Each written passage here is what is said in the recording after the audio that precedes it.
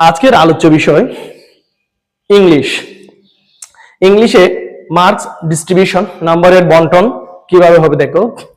Part এ, এখানে 40 marks 40 number থাকবে। এটা মূলত ইংলিশ ফার্স্ট পেপার থেকে। দেখো, প্রথমে সিন প্যাসেজ থাকবে, তোমাদের পাঠ্য বই থেকে একটি প্যাসেজ থাকবে। সেই প্যাসেজ থেকে এমসিকিউ, মাল্টিপল চয়েস কোয়েশ্চন, অর্থাৎ সঠিক উত্তর আসবে 10টি।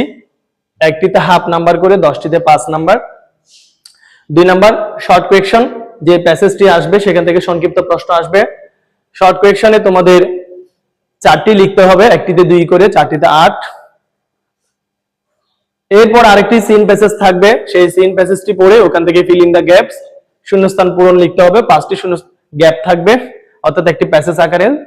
একটার মান হবে হাফ করে, 5টিতে হবে 2.5, অর্থাৎ 2.5।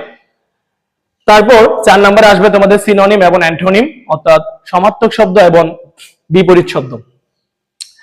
5টি লিখতে হবে 0.5 করে, 2.5, অর্থাৎ 2.5 number.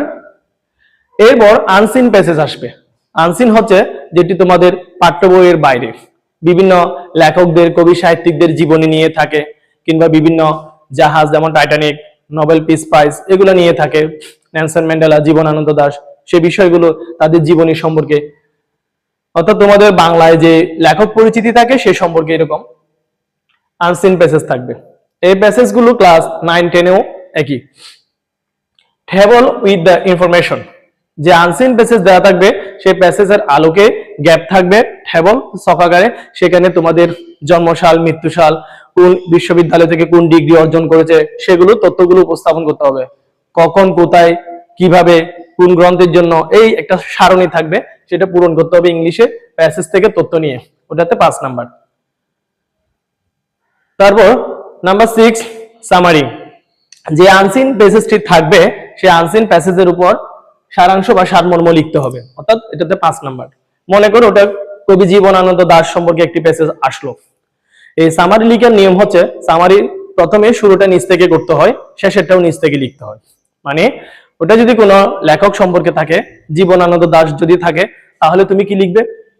The passage tells us about a great poet name Jibanananda Das, full stop. তারপর লিখবে হি ওয়াজ বর্ন, প্যাসেজ থেকে লেখা শুরু করবে। হুবহু প্যাসেজের আলোকে না লিখে কিছু নিচ থেকে বানিয়ে লিখে চেষ্টা করবে। শেষে লিখবে we can learn many things from his life, তার জীবন থেকে আমরা অনেক কিছু শিখতে পেরেছি, so we should follow him, তাই আমাদের উচিত তাকে অনুসরণ করা।